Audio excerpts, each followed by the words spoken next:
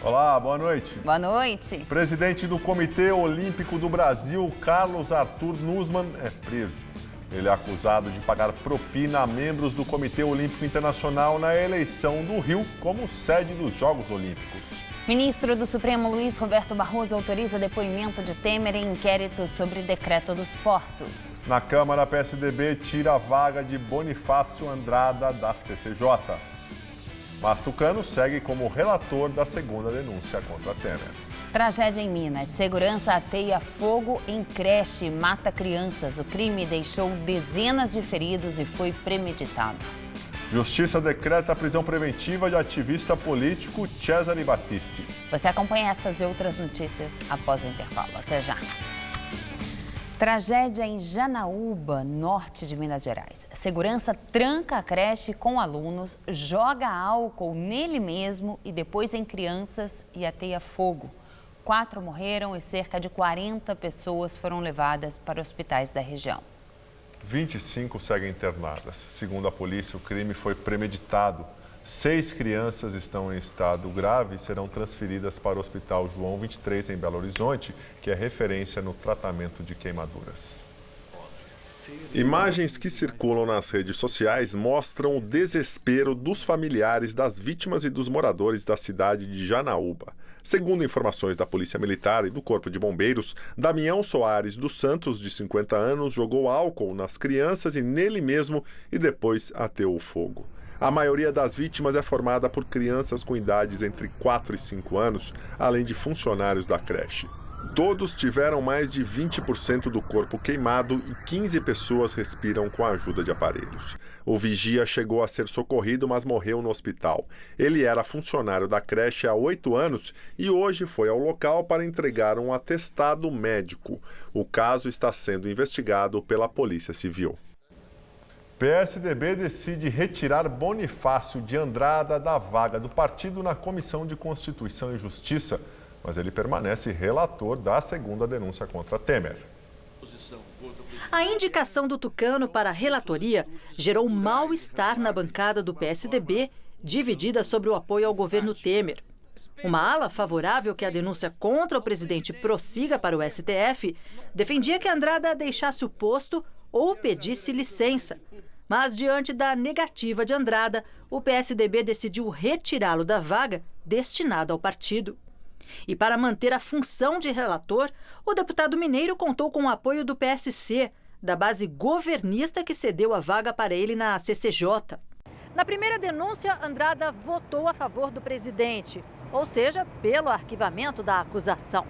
Para os tucanos, a escolha do nome dele teve o aval do Palácio do Planalto.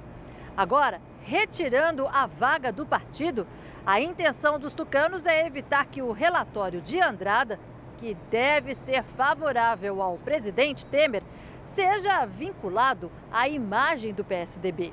A legenda tem se preocupado com as eleições de 2018. O presidente da CCJ, deputado Rodrigo Pacheco, responsável pela indicação de Bonifácio de Andrada, considerou o episódio lamentável. Andrada está em seu 10º mandato parlamentar. Ele é de uma família tradicional de Minas e é ligado ao senador afastado Aécio Neves. O presidente nacional do PSDB, senador Tasso Gereissati, ressaltou que a decisão de tirar o relator, mesmo contra a vontade do governo, não é um sinal que o partido está contra Temer. O PMDBista é acusado de obstrução à justiça e de liderar uma organização criminosa. Os ministros Eliseu Padilha, da Casa Civil, e Moreira Franco, da Secretaria-Geral da Presidência, fiéis aliados de Temer, também foram denunciados. Ontem, o advogado de Temer, Eduardo Carnelós, entregou a defesa na CCJ. No documento, há uma série de críticas ao ex-procurador-geral da República. No ataque mais duro, a defesa comparou Rodrigo Janot a um pistoleiro. Disse que o ex-procurador foi antiético, imoral, indecente e ilegal. O relatório de Bonifácio de Andrada na CCJ deve ser apresentado na semana que vem. O presidente da Câmara quer votar a matéria no plenário até o dia 23 deste mês. Durante um evento no Supremo Tribunal Federal, Os presidentes do Senado, Eunício Oliveira, e da Câmara, Rodrigo Maia, defenderam a importância da harmonia entre os poderes e a necessidade da política. As declarações foram feitas em meio à polêmica entre Congresso e Supremo, desencadeada pelo afastamento do senador Aécio Neves do PSDB, sobre o procedimento a ser adotado em decisões judiciais de suspender mandatos de parlamentares. Eunício e Maia participaram da comemoração dos 29 anos da Constituição de 88 no gabinete da presidente do STF, Carmen Lúcia.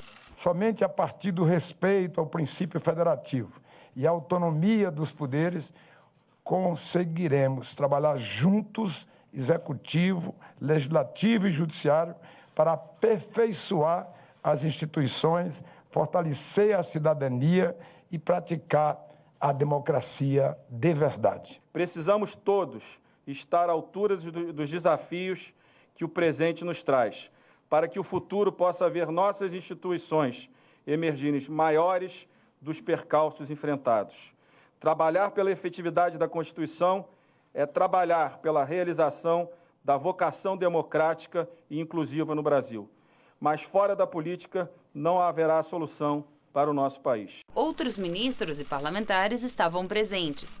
Foi assinado um protocolo de intenções entre Câmara e Supremo com o objetivo de aprovar leis para dar eficácia a direitos ainda não regulamentados da Constituição. A ausência de leis não apenas de alguma forma faz com que o cidadão não acredite tanto, não confie tanto no próprio direito vigente, mas faz com que as instituições como do Poder Judiciário tenham de atuar suprindo aquilo que essa Constituição mudou na história brasileira. Ou seja, o direito constante da Constituição não é aviso, não é proposta, não é sugestão, não é conselho, é lei. E lei é feita para vigorar plenamente. Acusado de tentar obstruir a justiça, a Polícia Federal prende o presidente do Comitê Olímpico do Brasil, Carlos Arthur Nussmann, e um diretor do COB. Carlos Arthur Nussmann foi preso em casa, num condomínio de luxo no Leblon e levado para a sede da Polícia Federal no Rio. A operação também prendeu o braço direito dele, Leonardo Griner, que foi diretor do comitê organizador da Rio 2016. Os dois são suspeitos de intermediar, a mando do então governador Sérgio Cabral, a compra de votos para eleger o Rio a sede da Olimpíada. A intenção foi desviar dinheiro público de obras superfaturadas ligadas ao evento. A capital fluminense derrotou Madrid por 66 votos a 32. O presidente do COB foi preso por tentar obstruir a investigação. Como a polícia já tinha pistas, ele se antecipou e declarou oficialmente patrimônio que estava escondido. Dinheiro em espécie e 16 quilos de ouro, avaliados em 2 milhões de reais. Arthur Nussmann incluiu esses valores quando retificou a declaração do imposto de renda dele, agora, 15 dias atrás. Ou seja, depois que ele foi alvo da operação no mês passado. O dinheiro vivo, inclusive, foi aquele que a polícia apreendeu na casa dele durante as buscas. Surpreende depois de tantas prisões, depois de tantas investigações, mas talvez seja um ranço do passado, mas a gente está demonstrando que o Brasil não é mais um paraíso para corruptos, para bandidos. Desta vez, os agentes encontraram uma chave que pode ser do cofre na Suíça, onde o ouro estaria guardado. O Ministério Público afirma que em 10 anos, de 2006 a 2016, o patrimônio de Nussmann aumentou quase 500%. O Comitê Olímpico Internacional divulgou uma nota na qual admite a possibilidade de afastar Nussmann, que é membro honorário da entidade e faz parte do Comitê de Coordenação dos Jogos de Tóquio em 2020. No Brasil, Nussmann está à frente do Comitê Olímpico há 22 anos. A operação de hoje também mirou o ex-presidente e atual vice-presidente do Comitê Olímpico Brasileiro, André Richer. Na casa dele foram apreendidos 7 revólveres, munição, mais de 10 relógios de ouro, cerca de R$95 mil e outros $5 mil. Segundo o Ministério Público, há um estreito relacionamento entre Nussmann e Richer. Depois de fazer o exame de corpo de delito, o dirigente foi transferido para um presídio na zona norte do Rio de Janeiro, onde vai passar a primeira noite preso. O advogado Nélio Machado, que representa Nussmann, disse que a prisão é desnecessária, abusiva e ilegal. Ele afirmou que já entrou com um pedido de liberdade junto ao Tribunal Regional Federal. Justiça decreta prisão preventiva de ativista político Cesare Battisti. Battisti foi detido pela Polícia Federal na fronteira do Brasil com a Bolívia, levando $6.000 e 1.300 euros não declarados. Em audiência de custódia realizada hoje, a Justiça determinou a condenação sem prazo de término. Em 1993, Cesare Battisti foi condenado na Itália à prisão perpétua por ter cometido 4 assassinatos, nos anos 70, durante confrontos políticos. Após a sentença na Itália, ele viveu na França e chegou ao Brasil em 2004, onde foi preso no Rio de Janeiro em 2007 e 2 anos depois considerado refugiado político pelo então ministro da Justiça, Tasso Genro. No último dia de governo, o então presidente Lula rejeitou a extradição dele para a Itália. A pressão do governo italiano é que o governo Michel Temer reveja o status de Battisti no Brasil e o mande de volta à capital italiana. O presidente Michel Temer poderá sofrer a 3ª denúncia por parte da Procuradoria-Geral da República neste ano. Desta vez, a investigação apura se ele recebeu propina do setor portuário. O ministro do Supremo Tribunal Federal, Luiz Roberto Barroso, autorizou hoje a Procuradoria-Geral da República a interrogar o presidente Michel Temer na investigação que apura suspeitas de corrupção e lavagem de dinheiro na edição de um decreto do setor de portos em maio deste ano. Na autorização, o ministro Barroso, relator do caso no Supremo, permitiu que o depoimento de Temer seja feito por escrito, com perguntas previamente enviadas a ele. O presidente da República poderá ficar em silêncio se quiser. A nova Procuradora-Geral da República, Raquel Dodge, disse que pretende concluir essa e outras investigações herdadas de Rodrigo Janot em até 60 dias. Nossa. Em áudio divulgado pela revista Veja, ex-executivo da JBS Friboi, Ricardo Saldi, festeja a decisão do Supremo de libertar o ex-ministro José Dirceu, o que só teria acontecido, segundo a conversa, depois da ajuda do ministro Gilmar Mendes. De acordo com a reportagem da revista Veja, a conversa teria acontecido no dia 3 de maio desse ano. Ricardo Saldi, diretor de Relações Institucionais da JIF, dialoga com o empresário Frederico Pacheco, primo do senador afastado Aécio Neves, do PSDB. Acho que o Gilmar agora começou a ajudar a gente. Era uma alusão a Gilmar Mendes e uma interpretação de que o Supremo iria soltar também Antônio Palocci, por supostamente evitar que o ex-ministro da Fazenda comprometesse os próprios ministros do STF numa possível delação. Sobre Palocci, Saldi diz: "Você acha que ele não ia entregar o judiciário, não? Quantos caras daqueles que tá ali que o Palocci ajudou? Ele e José Eduardo Acolá, o que eles fizeram? Correram e soltaram o Zé Dirceu." Fred completa dizendo que Gilmar Mendes estava pensando em si mesmo quando votou por soltar Dirceu. "Ele está com medo demais da OAS, né?" concorda Saldi. Fred cita o ministro Ricardo Lewandowski. "O Lewandowski e esses caras todos não aguentam a delação, não." Ambos também criticam o ministro Dias Toffoli. "Esse parece que é a cabeça pequenininha", diz Saldi. Ricardo Saldi está preso na penitenciária da Papuda, em Brasília. O executivo é suspeito de, junto com Joesley Batista, ter mentido e omitido informações durante o acordo de delação premiada firmado com a Procuradoria-Geral da República.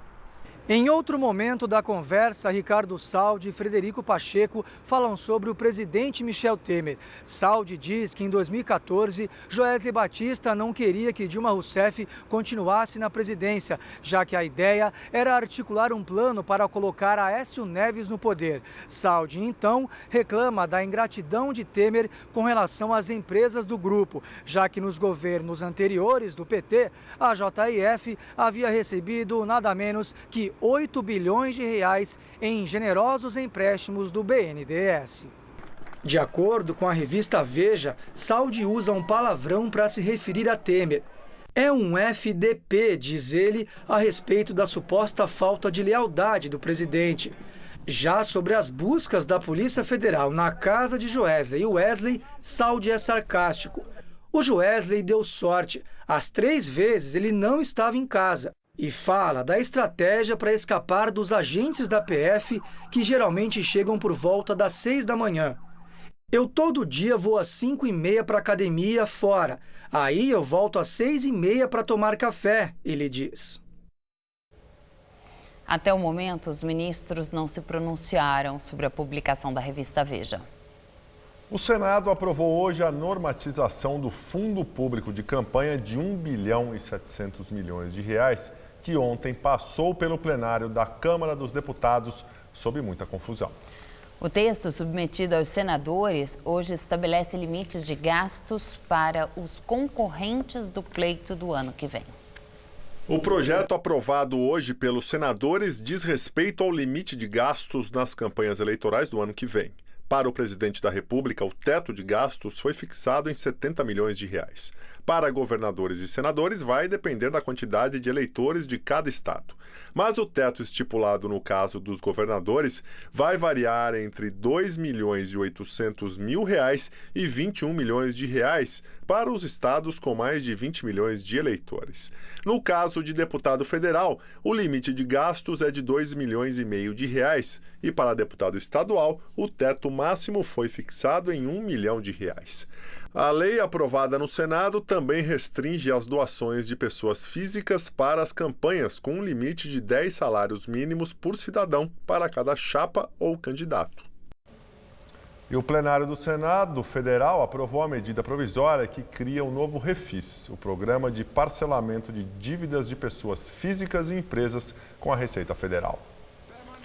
O texto aprovado pelos senadores prevê uma arrecadação de R$ 3,8 bilhões pelo governo federal com o parcelamento das dívidas, valor muito menor do que a expectativa inicial da equipe econômica, que pretendia arrecadar R$ 13 bilhões. A medida prevê descontos sobre os juros que podem variar de 50% a 90% de acordo com a modalidade de pagamento escolhida pelo contribuinte devedor. O desconto nas multas também vai variar entre 25% a 70% do total, segundo o projeto dos senadores. Apesar da camaradagem dos descontos, os senadores vetaram o item polêmico que dava perdão total às dívidas tributárias de entidades religiosas, como igrejas e entidades de ensino vinculadas a elas. Os senadores também impugnaram as mudanças feitas nas normas do Conselho de Administração de Recursos Fiscais, o CARF, órgão do Ministério da Fazenda que julga processos administrativos entre a Receita Federal e os contribuintes. Um artigo inserido na MP no plenário da Câmara dos Deputados retirava o voto de qualidade do presidente do Conselho, que define uma votação em caso de empate. Com o veto, o presidente ainda tem o poder de desempatar os processos. O ministro da Fazenda, Henrique Meirelles, deve recomendar ao presidente Michel Temer que vete trechos da nova medida. E agora vamos ao comentário de política com José Neumann e Pinto. Desde sempre, avançando nessa direção, nós temos tido o Congresso Nacional, o Poder Executivo e o Poder Judiciário trabalhando para si mesmos, para os seus membros e não para a nação. Agora nós chegamos ao ápice ontem e hoje. Ontem a Câmara votou, hoje o Senado confirmou 2 leis absurdas. A primeira lei é o Fundo de Financiamento de Campanha pago pelo povo em votação oculta, em votação simbólica, como diz o nome, o que é um absurdo. Nem se fosse nominal ela valia nada, porque o ministro Ricardo Lewandowski tem razão. O Congresso não tem poder para mudar o sistema eleitoral que tem que ser submetido a um plebiscito. Com essa lambança, também foi completado com o perdão as multas e as penas que são aplicadas contra os maus congressistas através do Refis. Mas essa prática de humilhar e ofender quem paga decentemente seus impostos. O que a Câmara e o Senado nos propiciaram nesse dia foi um furto, um roubo, um crime declarado, uma ofensa ao Código Penal e não apenas à Constituição. E a única solução para isso na minha opinião, em 2018, você não votar nulo, não votar branco e não votar em nenhum mandatário que esteja em seu mandato. Ou seja, não reeleja ninguém. Bom, eu volto terça-feira direto ao assunto. Em pé. A atriz e produtora teatral Ruth Escobar morreu hoje, aos 81 anos. Ela sofria de Alzheimer e estava hospitalizada há um mês. O velório vai ocorrer no teatro que leva seu nome na Bela Vista, agora à noite. O corpo da atriz será cremado. Ruth Escobar nasceu na cidade do Porto, em Portugal, e veio para o Brasil em 1951, aos 15 anos de idade. Ela foi uma das mais notáveis personalidades do teatro brasileiro, empreendedora de muitos projetos culturais. À frente do teatro, que leva seu nome em São Paulo, Ruth abriu espaço para a luta contra a ditadura militar.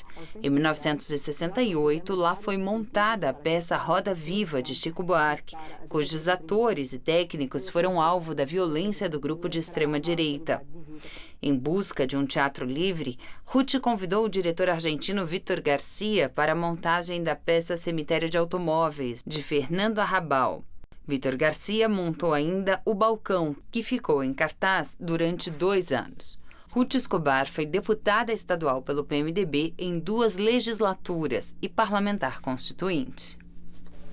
Nós ficamos por aqui. A edição de hoje pode ser vista no site do Jornal da Gazeta. Até amanhã. Até amanhã, Gabriel. Até amanhã, Gil. Muito obrigado pela companhia. Tenha uma excelente noite. Fica agora com o Rony Von no Todo Seu. Até amanhã.